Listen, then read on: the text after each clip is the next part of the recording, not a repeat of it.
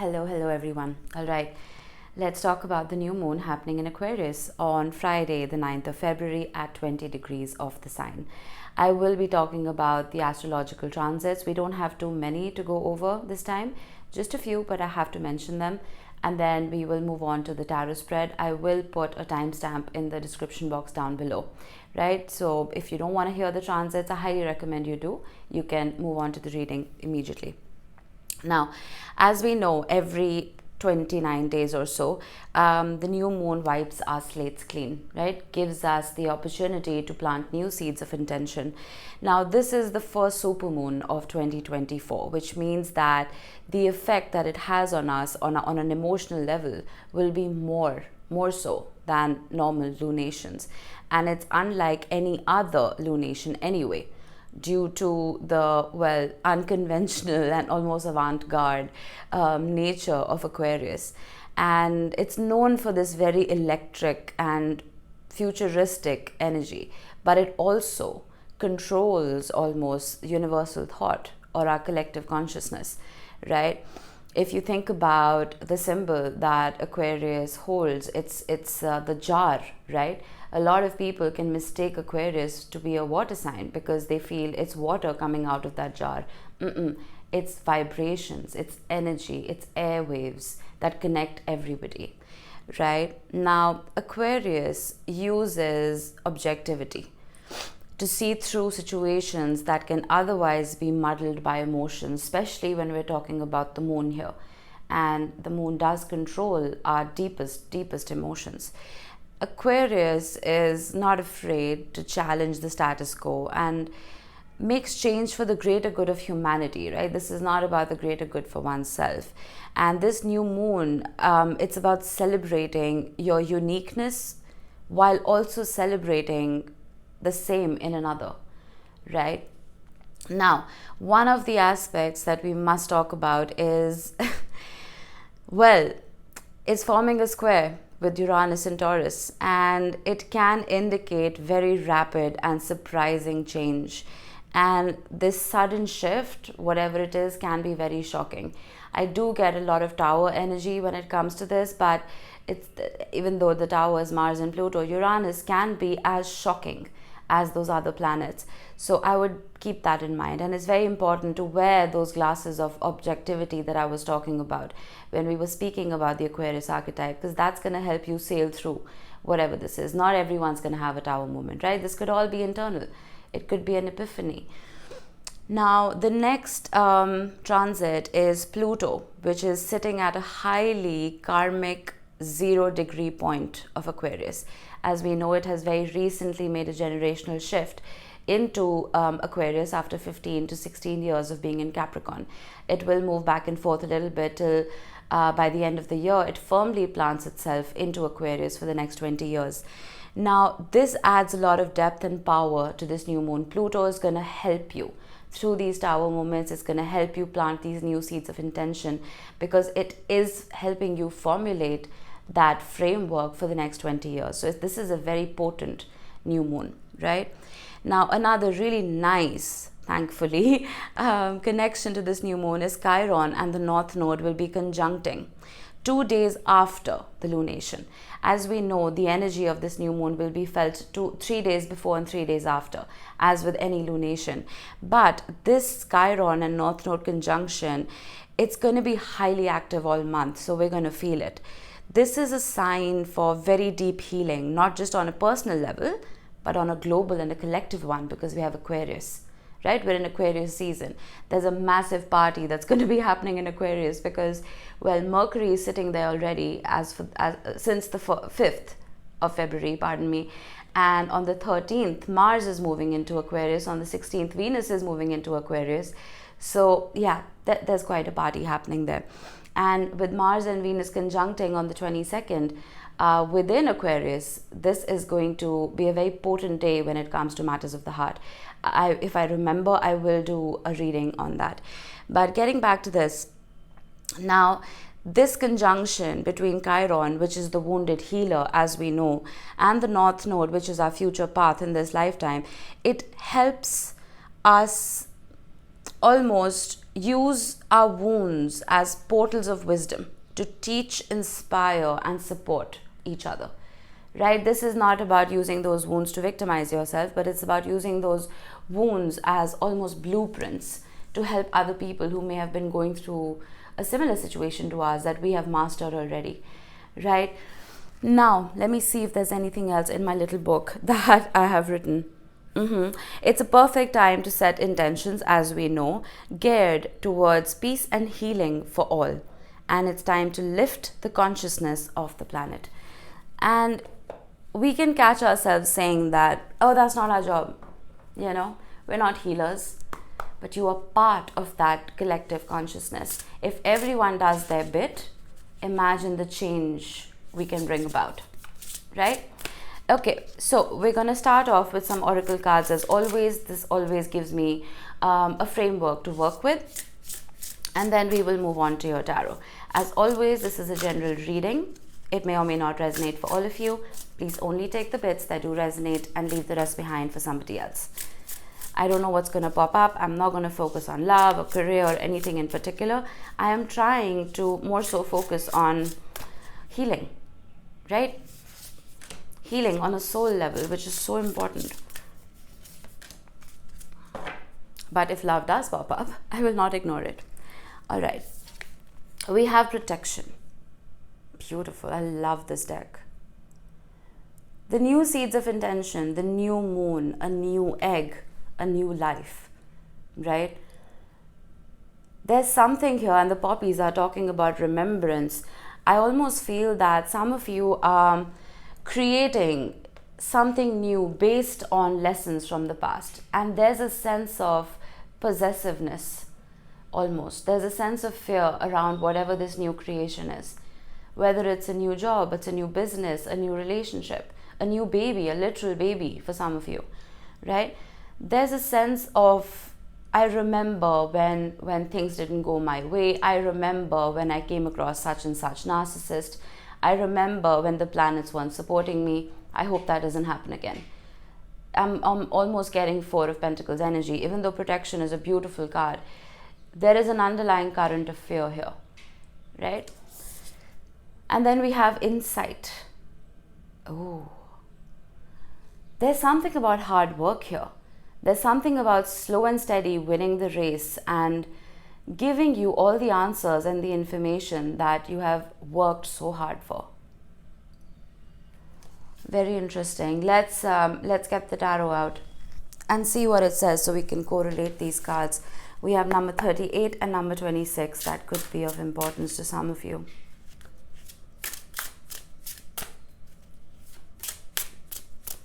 I can't stop looking at the clouds around that crow. It's almost like things have been really muddled.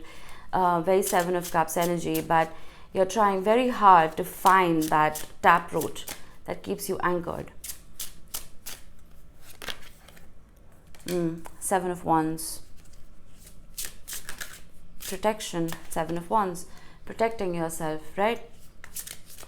Or protecting whatever it is that you have created, the world.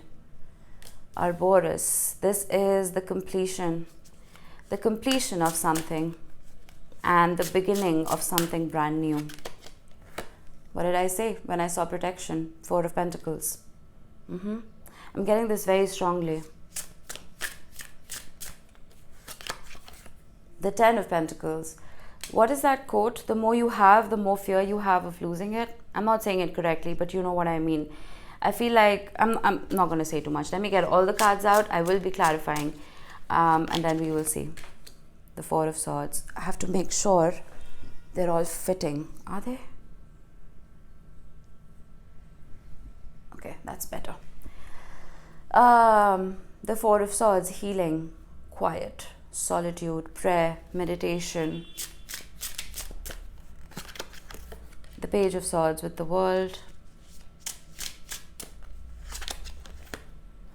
The Three of Pentacles with the Four of Pentacles. Building. Something that you've built is really precious. Oh goodness, it's so loud outside. And the Wheel of Fortune. Beautiful energy. The World and the Wheel of Fortune. And then we have Judgment at the bottom of the deck with the Ace of Cups and the Two of Swords. and the Ace of Swords, and the King of Swords. I like this. I feel like some of you have made too many sacrifices to take people and situations at face value. Where earlier it's possible that you may have been able to judge a person with their tone of voice or their facial expressions. Now it's almost like you have to go deeper for insight, right? With judgment, again, it's a judgment of someone's character. That's not the exact meaning of the judgment card. I'm just taking the word, right, in context. You may have judged people wrongly, and now you can't trust your judgment, which is why now the Ace of Cups is turning into the Ace of Swords.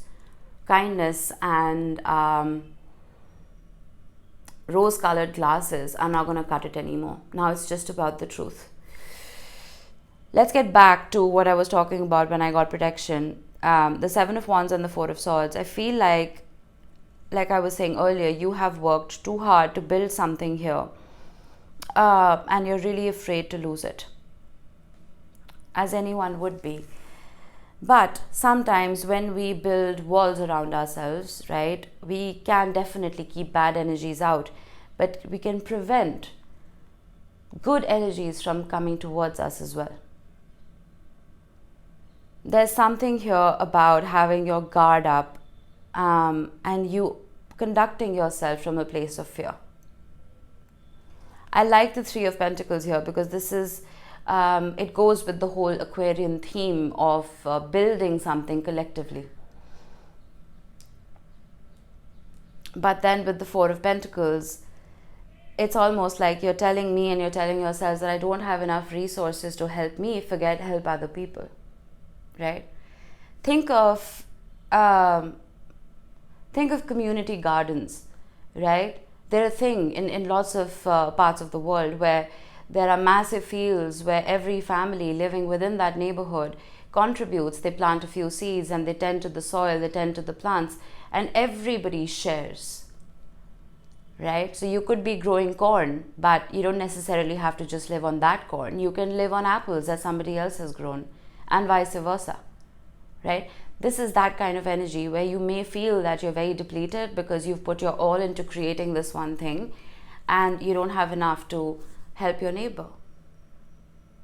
So there is something here about not being afraid of losing something. Because you have worked very hard to build it. I see that here with the Ten of Pentacles and the Wheel of Fortune. 2 tens. The World card and the Page of Swords is throwing me off. I will need to clarify that. So let's see. The Queen of Swords with the Seven of Wands. Asking for the truth and nothing but the truth. The Queen and the King of Swords, regardless of gender, have made too many sacrifices to get to where they are, to ascend to those thrones that they sit on, right? But wow, some of you are really, really embracing that Aquarian theme, are you not? The Sun, the Two of Swords, the Three of Pentacles again, and the Four of Pentacles again, with the Nine of Pentacles and the Nine of Swords. Has life become all work and no play for you? I'm suddenly getting that because the Sun is getting blocked. This Sun is the happiest card in the deck and it's getting blocked with too much logic. And it's easy for me to say that, I'm literally all water, but sometimes too many swords can lead to this, to the Nine of Swords, to an overactive mind that's doing you no favors. I feel like some of you have really been hurt when it came to judging other people. It's almost like you put your faith in the wrong people and they took advantage of you. And this could be anything. This doesn't have to just be about love. Some of you have stopped trusting your judgments, which is why there is this coldness about you. Four of Swords with the Nine of Swords. It's back after all that shuffling. Two of Pentacles, Page of Swords, the Three of Cups, the Four of Wands.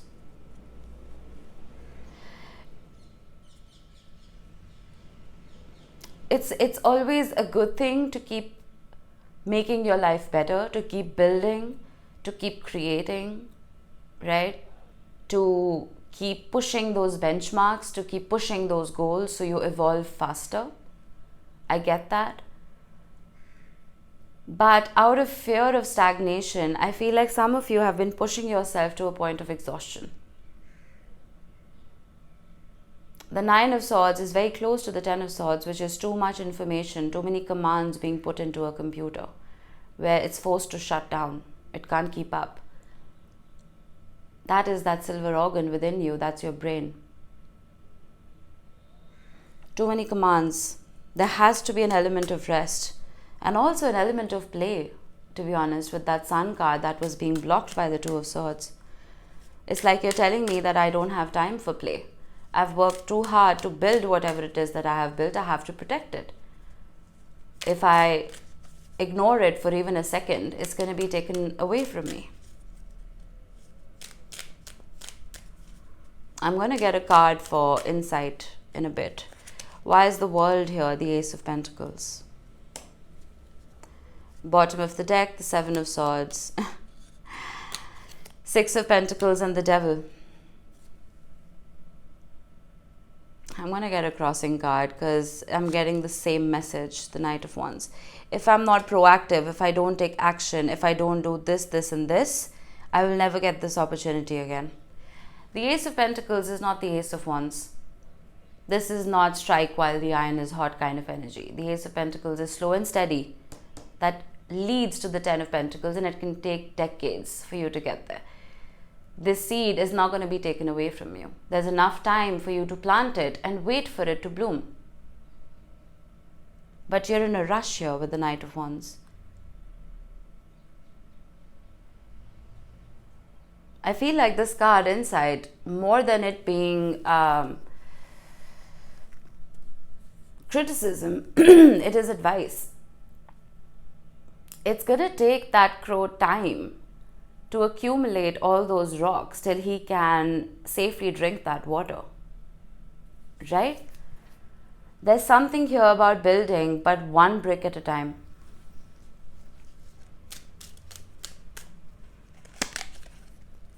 The 7 of Pentacles with the Page of Swords. I feel that some of you are telling yourselves that you're looking at other people's, let's say, social media, right? You're looking at all of the happy times that they're posting about. You will never see the dirty laundry because no one will ever post that online. You're looking at the happy times, you're looking at the success, you're looking at the happy relationships, the kids, the new job, the traveling, whatever. And some of you are worried that you will never get there, right? Earlier, I was seeing you prioritizing the truth, okay? Now, you're giving in to fear. The 7 of Pentacles is a card of divine timing. The Page of Swords is a card of spying. This is almost like you've just put a cake in the oven to bake, and 2 minutes later, you're opening the oven door. Is it ready? Is it ready? It's not going to be ready.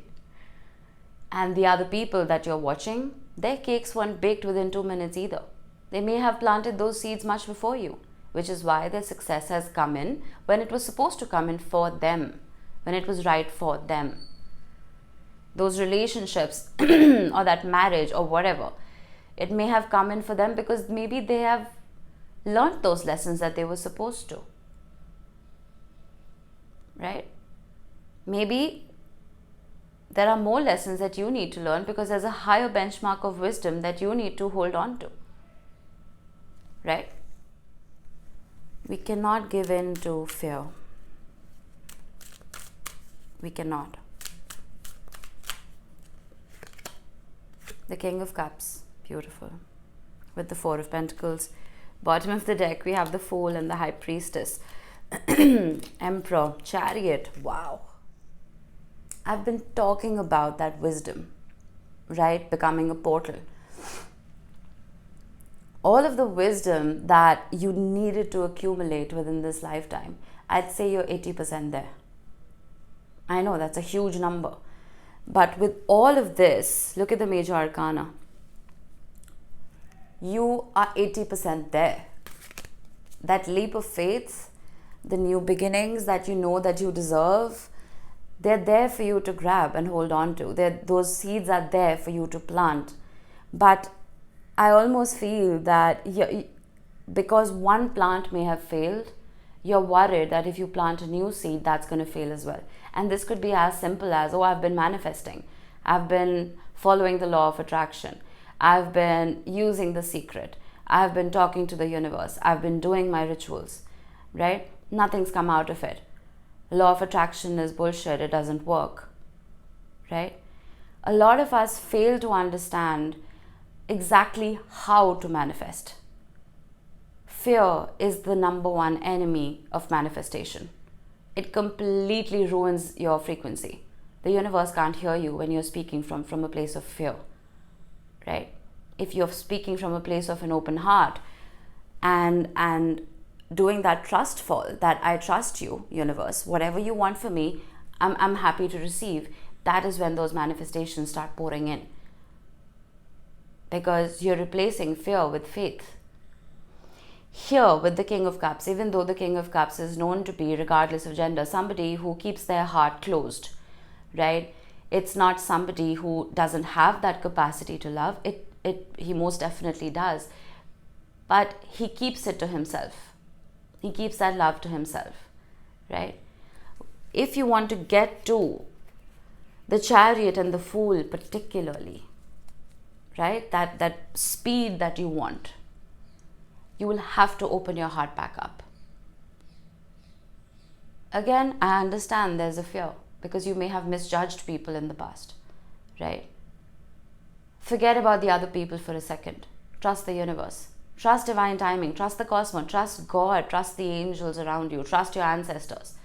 There are a lot of people who have your back, right? If you open up that heart and you start manifesting from that place of unconditional love for self and the divine, everything is going to open up for you. You cannot receive with a fist. You're closed up. You can only receive when your hand is open and vulnerable. Open up, right?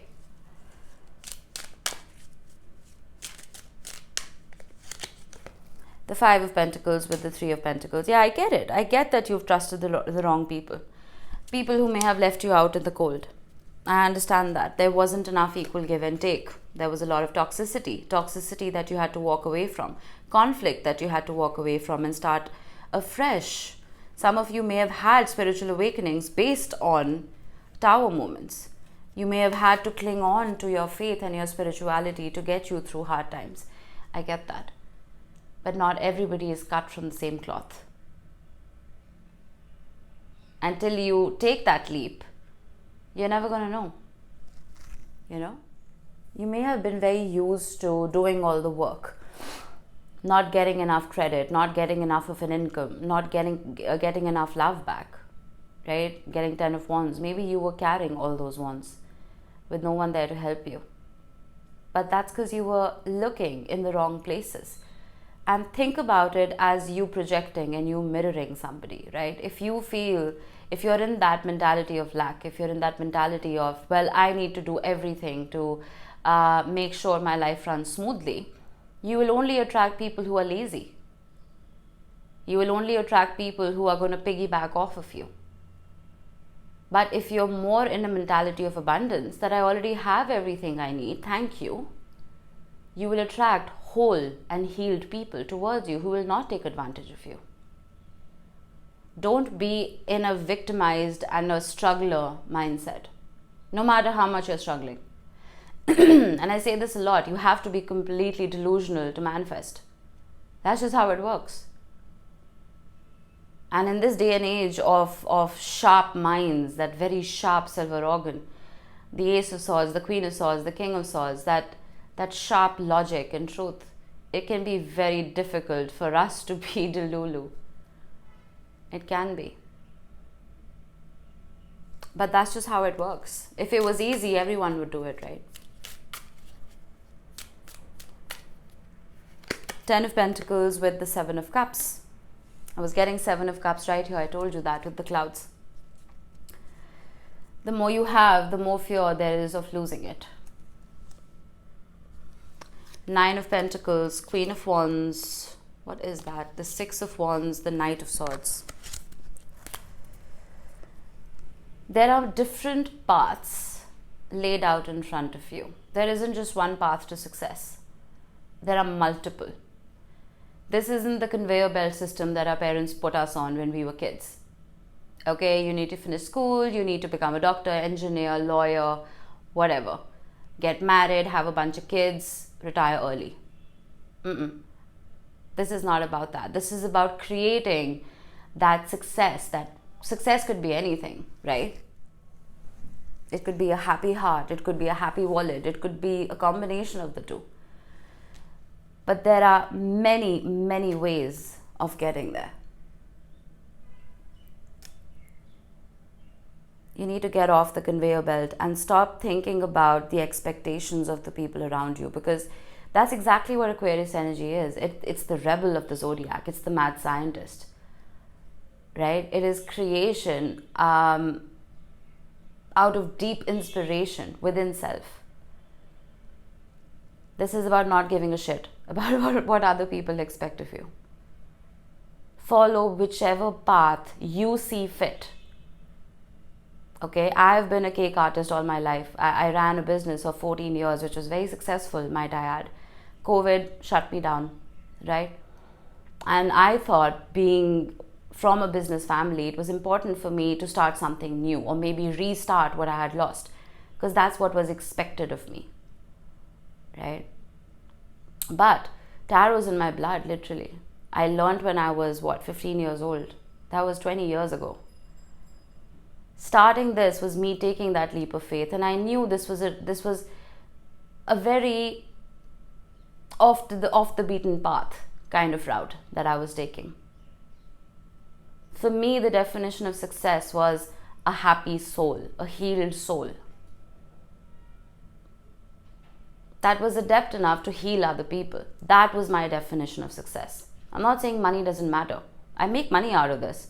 Might not be making money out of YouTube, but I have a lot of personal clients, so I'm making money there. So yes, money is important, but my heart and my soul are fulfilled, right? That's important. Find the different direction. Find the off the beaten path track that you need to follow to get there. There are lots of different routes.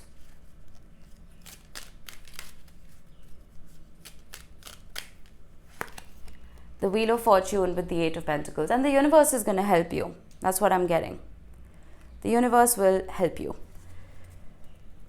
We have the Emperor again with the Chariot, the Five of Swords, the Hermit, and Justice. Don't let temporary setbacks define your life, right? Think of life as a very long road, and the little setbacks that you experience were just speed bumps. They might slow you down, but it's not like you're not going to get to where you want to get to. The universe with the Eight of Pentacles and the Wheel of Fortune has a plan of its own. It's not going to tell you that plan, because then there's no surprises left, right? Life just becomes boring if you know everything. It has a few surprises left for you, and they're good ones, they're happy ones. I promise you that. We were talking about that Uranus transit, right? The square that the new moon is making to Uranus. But I feel like you have worked too hard on yourself for the universe to bring in something that you don't deserve.